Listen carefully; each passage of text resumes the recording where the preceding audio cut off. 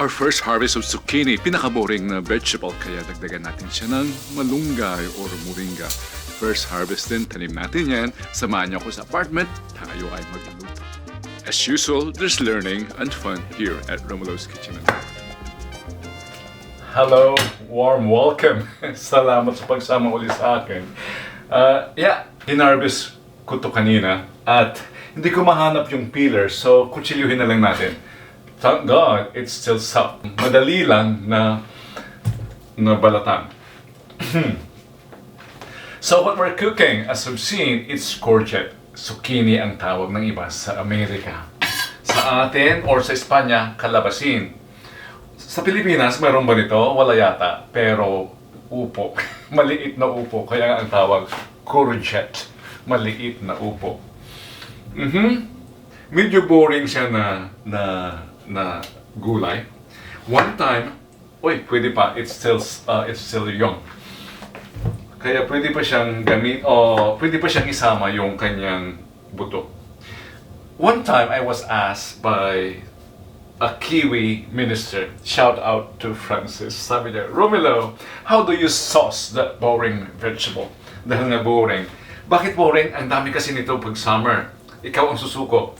Karamihan ginagawa lang nilang soup. Boring. Soup nila. Pero tayo igigisa natin. So my answer was, ang ganda ng aking sagot. Ulitin ko yung tanong, Romulo, how do you sauce that boring vegetable? So I had a very good answer. Pang Miss Universe, sabi ko, that vegetable is neutral. It will absorb any flavor you will apply it to. Or it will absorb any flavor you would apply or you would add, I told him.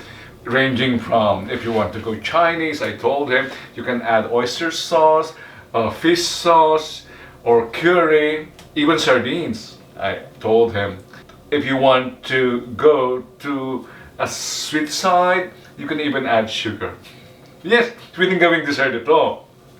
Yung winter squash, or tangkoy sa Ilocano, ginagawang dessert yon. Same, they belong to the same family. Even chayote. Sayote or shosho in Brazil, in India, pwede rin iluto the same. Iluto the same. Pwede rin iluto the same, in the same manner. They belong to the same family, that's why wala silang kalasa-lasa. Kaya critical kung ano ang iyong isasahog or isosos sa kanila. Yeah. So today, ang dami ko na nakwento. Ano ang aking isasahog? This one. Na-i-render ko na. It's baboy. Yeah? Baboy. At lalagyan natin siya ng cream. Tapusin ko muna tong balatan. Bago tayo maubusan ng kwento. Tapusin ko muna to. I'll get back to you during the slicing and sauteing and presentation of vegetables. Hinugasan ko nabalatan ko na siya, hinugasan ko, natalsikan ako, kakainis. Dami ko namang disgrasya. This one's disgrasya yan sa garden. Anong gagawin ko? So, balatan na natin siya dahil siya ay, hindi na babalatan. Siya ay slice na natin dahil nabalatan na. Yan.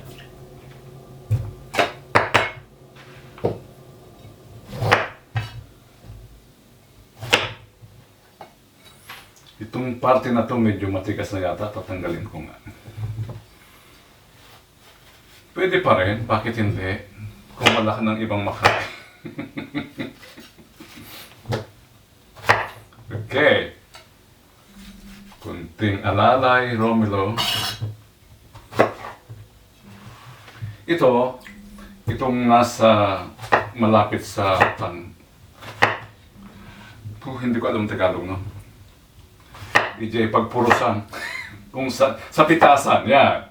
Ito ang malambot talaga. Kaya pwede natin isama yung buto. See, ang dali siyang i-slice. Talagang malambot pa.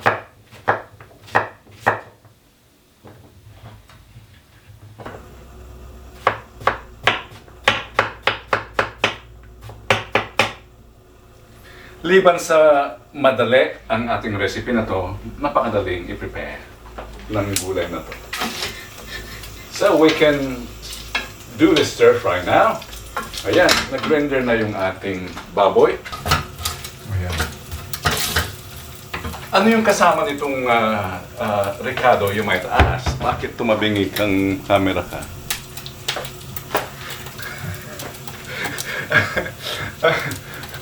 Ayun, patis. Labas natin. Ano pa? Patis lang yata. Yes, patis lang. At saka lagyan ko ng gata o ng cream. Laglagan ko ng cream cheese instead na gata.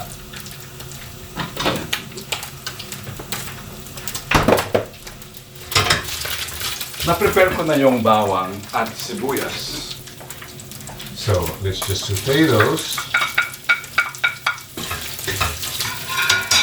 Mga ito pala, hindi yan dumian. Nagluto ako ng ano bang ginawa ko?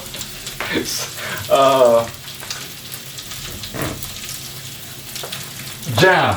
Yeah, raspberry jam. Kaya classic jam. Ito natin mabuti. Parang kulang naman dito. Dagan natin. Kulang yung taba. Yeah.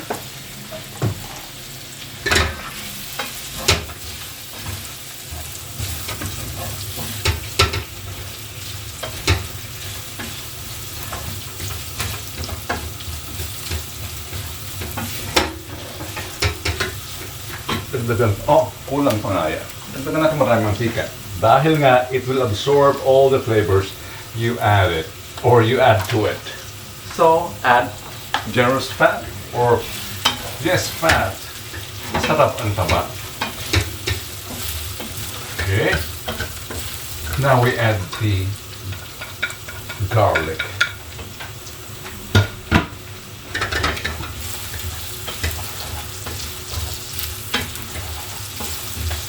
Yan.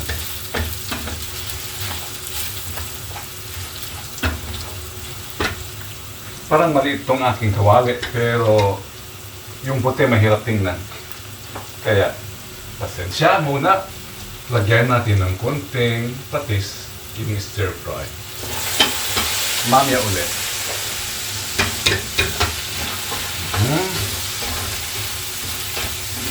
Ang mantika at ang patis, magandang magsama yan.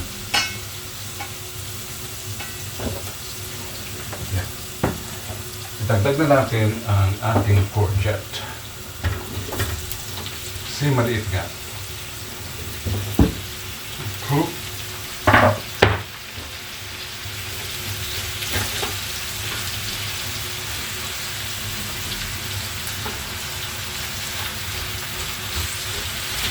Sige, kakayanin to. Kakayanin. Kakayanin. It's not ideal. Pero may kasabihan, habang maliit ang kumon, marunong mamaluktot. Or matutong mamaluktot. Yun. Habang maliit ang kawali, ano mo natin gawin dito? Habang maliit ang kawali, huwag haluin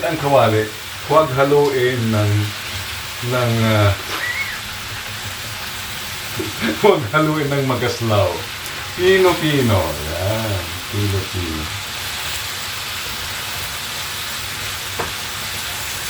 Yan.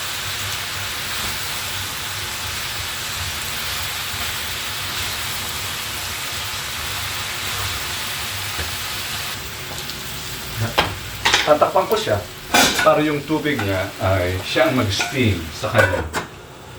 Yeah? Samantala, i-prepare natin yung ating napaka-precious na malunggay.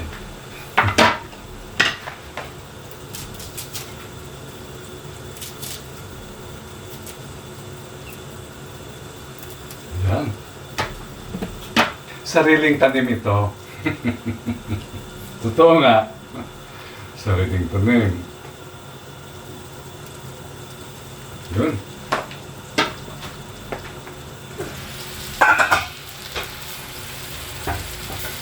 Dagdagan ko na ngayon ng tamang amount or tamang dami ng patis. Yeah.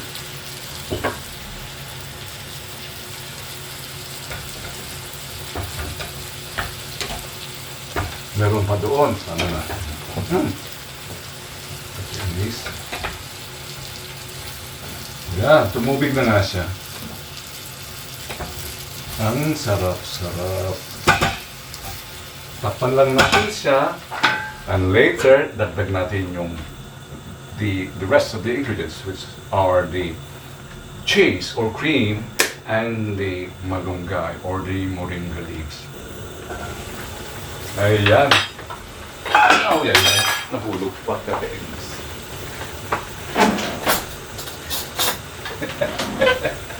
Kaya.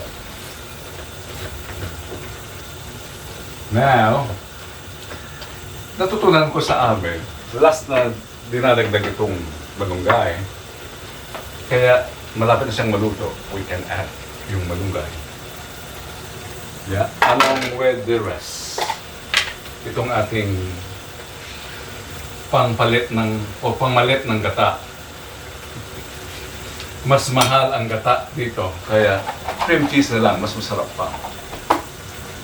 Double rich.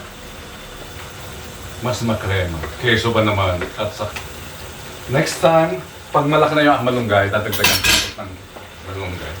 Pero this time, dahil ito lang ang ating meron, ganyan lang karami. Moringa leaves.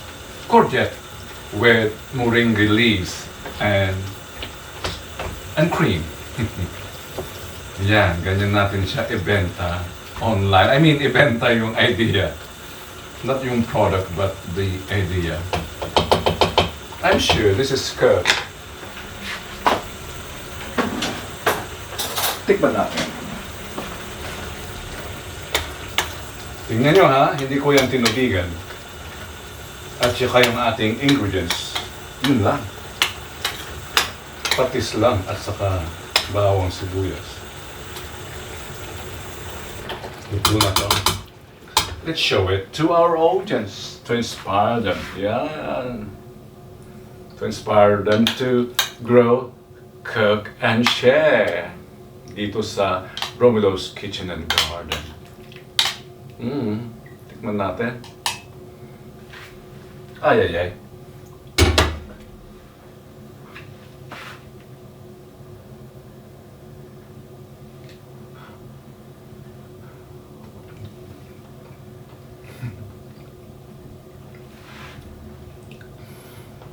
Maiiyak yata ako sa lasa talaga. Ang sarap. Ang sarap. Believe me, hindi ito pambobola.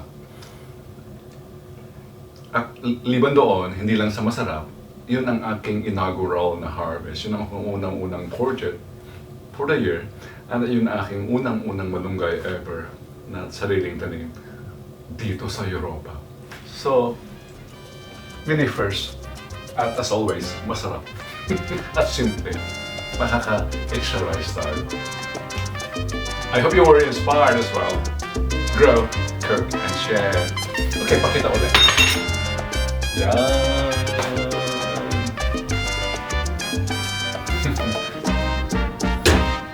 Thank you. Hanggang sa susunod. Siguro sa garden ulit tayo magluto.